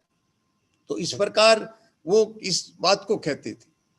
और कितने जैसे आज सोशल मीडिया के माध्यम से लोग अपनी बात को पूछाते हैं, लेकिन उस समय न टेलीविजन थे, टेलीविजन बिल्कुल नहीं थे, लेकिन रेडियो कहीं कहीं उपलब्ध होंगे, लेकिन उनकी बात में इतने ताकत थी, उनकी जो ट्रांसमिशन करने की जो इतनी शक्ति थी, अपने विचारों को ट्रांसफॉर्मेशन करने की इतनी उनकी ताकत थी कि किस प्रकार लोग उनकी एक आवाज पर एक आंदोलन का रूप धारण कर लेती थी। एक असहयोग आंदोलन जैसे बड़े बड़े आंदोलन होते थे, सत्याग्रह जैसे बड़े आंदोलन होते थे, उन्होंने कितने तरह के आंदोलन चलाए और उस आंदोलन से किस प्रकार समाज के लोगों के साथ में वो खड़े हुए। उनके चंपारण आंदोलन की बात कह सकते हो, उनके सबसे पहला जो उनका आंदोलन था चंपारण आंदोलन था, खिलाफत आंदोलन था, डांडी मार्च हो, बारडोली का आंदोलन हो, विदेशी वस्तुओं के बहिष्कार का आंदोलन हो, बाहर छोड़ो आंदोलन हो, ये सब आंदोलन कैसे उन्होंने अपने एक उच्च जमाने में जहां शिक्षा का इतना स्तर नहीं था,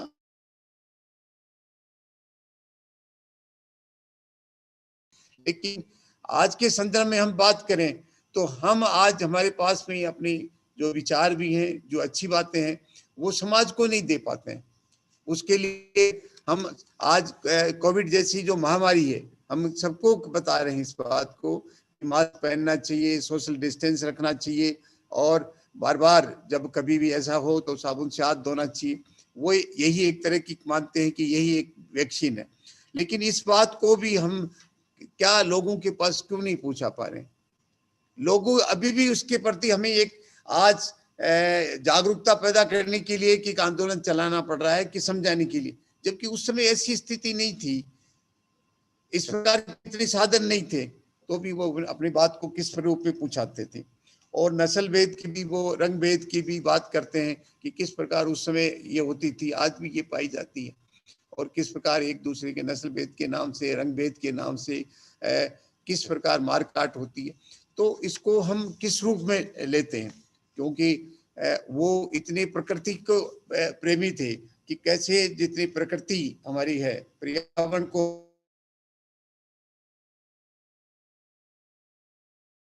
हम कैसे व्यवस्था कर सकते हैं, उतना ही आदमी को लेना चाहिए प्रकृति से जितनी उसकी आवश्यकता है।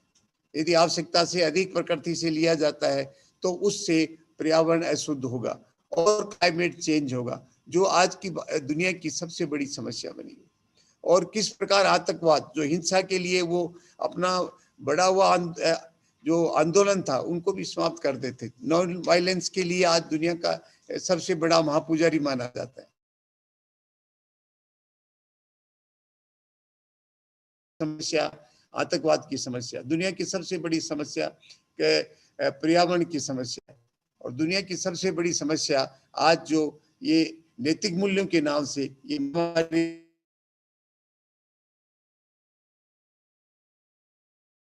यदि उनकी बात को समझे जाए तो इस प्रकार की समस्याएं दूर हो सकती हैं। और यदि व्यक्तित्व विकास के लिए नैतिक मूल्य की बात करें तो बेरोजगारी जैसी समस्या भी नहीं रहती, क्योंकि सभी को रोजगार, सारे पढ़े लिखे, क्योंकि उस पढ़े लिखे को सभी रोजगार मिले। रोजगार पहला व्यक्ति स्वावलंबन, व्यक्ति दूसरे पर निर्भर नहीं, वो ऐसी शिक्षा प्राप्त करे,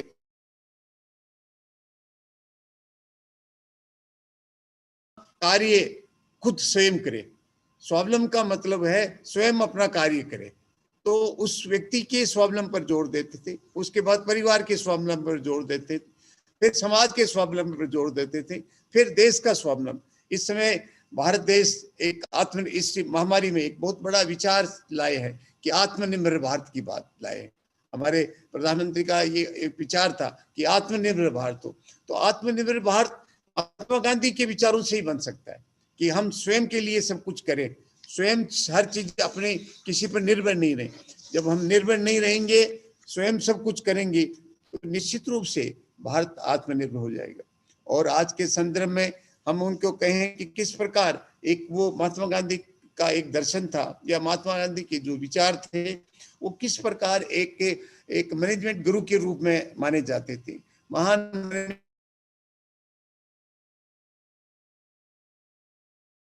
सबने इतना कुछ लिखा है उनका, वो कितना कुशल एक प्रबंधक के रूप में काम करते थे, और कितनी उसकी दक्षता थी, कितना कौशल था, कितनी उनमें स्किल थी। क्योंकि प्रबंध के लिए उसकी स्किल होना, उसके वैल्यूज होना, ये बहुत बड़ी जरूरत है। तो उनमें जो मॉरल वैल्यूज थी और उनमें जो स्किल की व्यवस्था थी, वो उस व्यवस्था की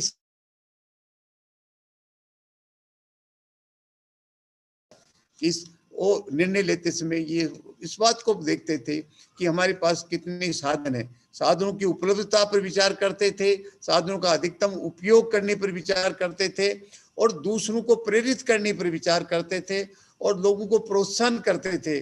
और उन प्रोत्साहनों के आधार से, प्रेरित करने के आधार से, और सही निर्णय लेकर के उस विषम परिस्थिति में, जो परिस्थिति एकदम प्रतिकूल थी, हम गुलामी में जी रहे थे, उस परिस्थिति में उनके निर्णय से किस प्रकार देश आगे बढ़ा।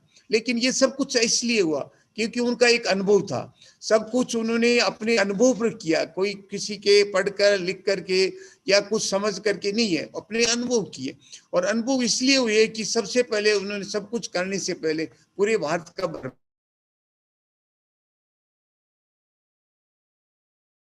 के विचारों को, सबकी भावनाओं को, और सबके एक चीजों को एक समझा, देखा, और उसके हिसाब से बात की। तो आज ये हमारे न केवल इस कौशल के अंदर, प्रबंध कौशल के रूप में, ये कॉर्पोरेट जगत के भी आदर्श हैं, क्योंकि उसकी मानसिकता इस बात की है। तो हमारे इसी रूप में वो हमेशा एक अपने चीजों को देते थे, क्योंकि वो इस जब जगह जगह फिरे तो अपने पहनाव में बदलाव किया, क्योंकि उसकी खतनी और करने में फर्क नहीं होता था। तो सबसे पहले अपने पहनाव में उन्होंने बदलाव किया कि हम जो हमारे जो लोग हैं उसी तरह से उनका पहनाव होना चाहिए। बातचीत का तरीका उन्होंने अपना बदला कि उसी तरह से अपनी बातचीत हो रही,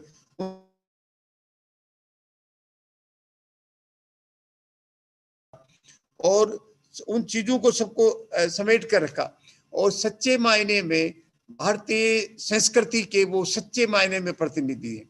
आज भी भारतीय संस्कृति को यदि जानना चाहता है कोई व्यक्ति, और भारतीय संस्कृति का यदि किस प्रकार भारत की एक जीवन मूल्य की बात जानना चाहता है, यदि गांधी जी को जाने बिना भारतीय संस्कृति का पूरा ज्ञान नहीं हो सकता। वो इस बात को उनके आर्थिक विचारों में, सामाजिक विचारों में, उनकी राजनीतिक विचारों में और उनके सांस्कृतिक विचारों में हम इस बात को हम देखते हैं।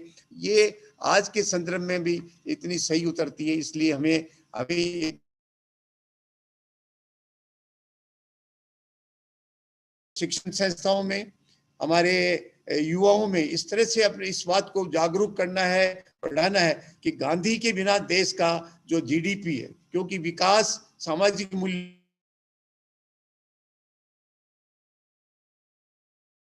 वही विकास टिकाऊ विकास होता है, वही सकारात्मक विकास होता है, उसी से देश आगे बढ़ता है। नहीं तो विकास क्या है, उससे विकास विनाश की ओर जाता है। इसलिए यही हमें देखना है, यही सोच के हमें करना है कि किस प्रकार गांधी अपने विचारों के माध्यम से, और आज हमें आत्मनिर्भर भारत के माध्यम से उनके कुटीर उद्योग की जो कल्पना थी, उनकी खादी की जो कल्पना थी और चरखे की जो कल्पना थी, वो इसी रूप में लेते थे। आज की टेक्नोलॉजी जैसी चीजों के लिए गांधी विरोधी नहीं थे, मशीनों के वो विरोधी नहीं थे, लेकिन वो यही कहते थे, जैसे कंप्यूटर के बारे में है कि सब कुछ आज टेक्नोलॉजी और कंप्यूटर जैसी साइंस है। वो कहते थे कि कंप्यूटर, मनुष्य यदि कंप्यूटर से अपने काम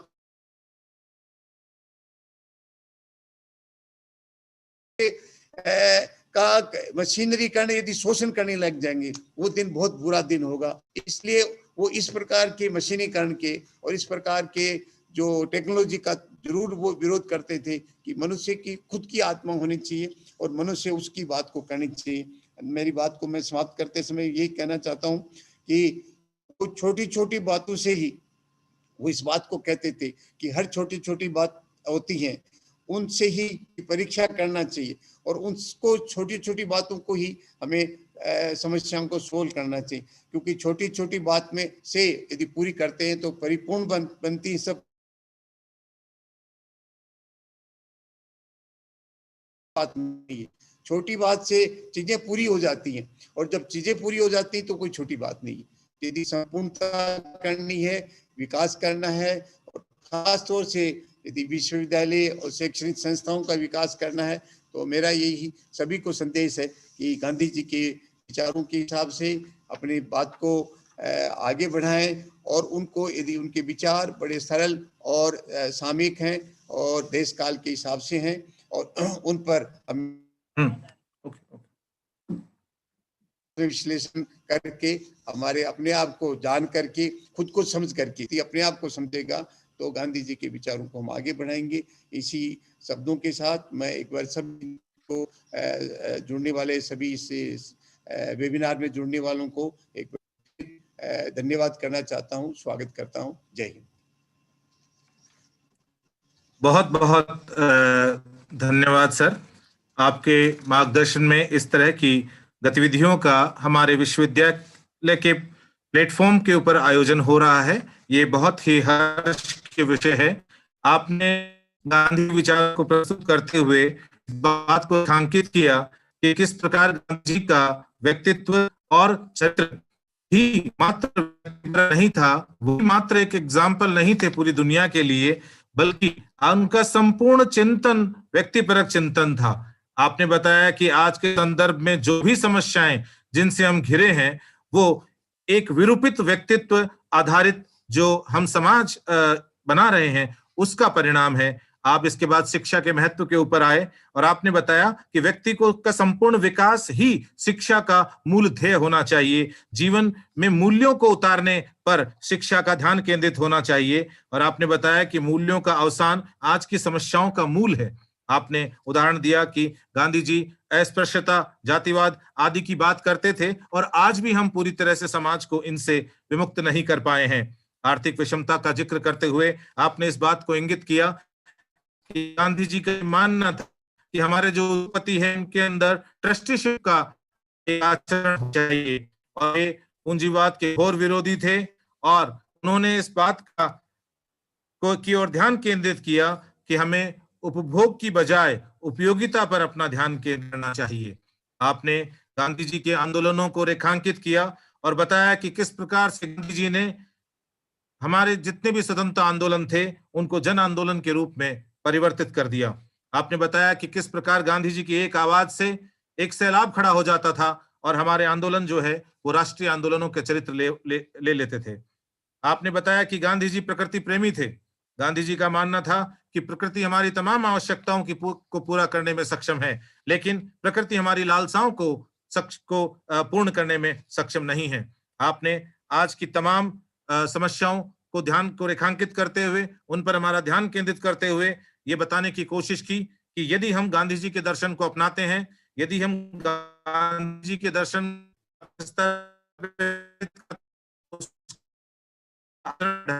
और आने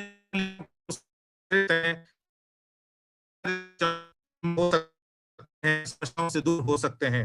आपने इस बात को भी रेखांकित किया कि किस प्रकार की बात करते थे।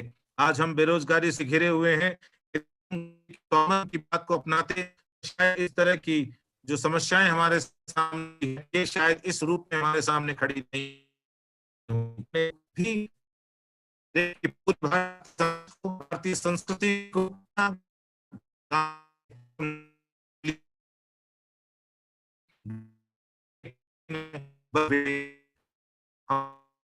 समाज का दर्पण है और गांधी जी को पढ़कर, गांधी जी को अपनाकर हम युवा पीढ़ी को दे सकते हैं और हम हमारी पूरी व्यवस्था को एक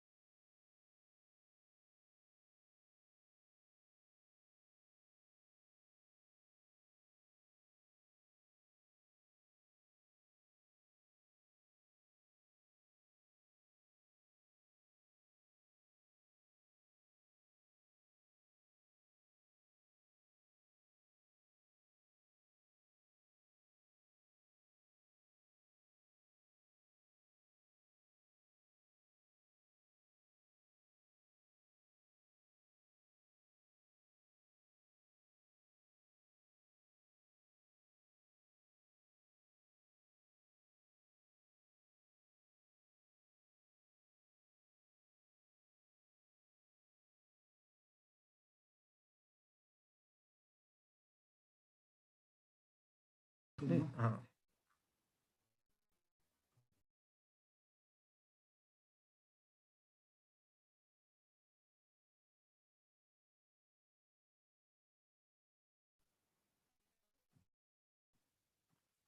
मैं क्षमा चाहता हूं कि तकनीकी अवरोध के कारण हम लोग बार बार परेशान हो रहे हैं। और अब औपचारिक धन्यवाद के लिए मैं हमारे कुल सचिव श्री अर्जुन लाल जी गुर्जर साहब से आग्रह करूंगा कि वे हमारे मुख्य वक्ता, हमारे अध्यक्ष महोदय और तमाम जो हमारे पार्टिसिपेंट्स हैं उनका स्वागत करें और औपचारिक धन्यवाद ज्ञापित करें।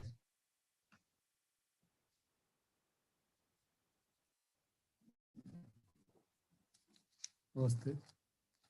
गांधी जी की जयंती के अवसर पर आज विश्वविद्यालय द्वारा आयोजित गांधी दर्शन एवं उसकी वर्तमान समय में प्रासंगिकता विषय पर आयोजित इस संगोष्ठी में आज हमारे मुख्य अतिथि वार्ड साहब, अध्यक्ष महोदय, कुलपति महोदय एवं कार्यक्रम में भागीदार अन्य समस्त प्रतिभागियों का इस आयोजन को सफल बनाने के लिए बहुत बहुत धन्यवाद ज्ञापित करता हूं।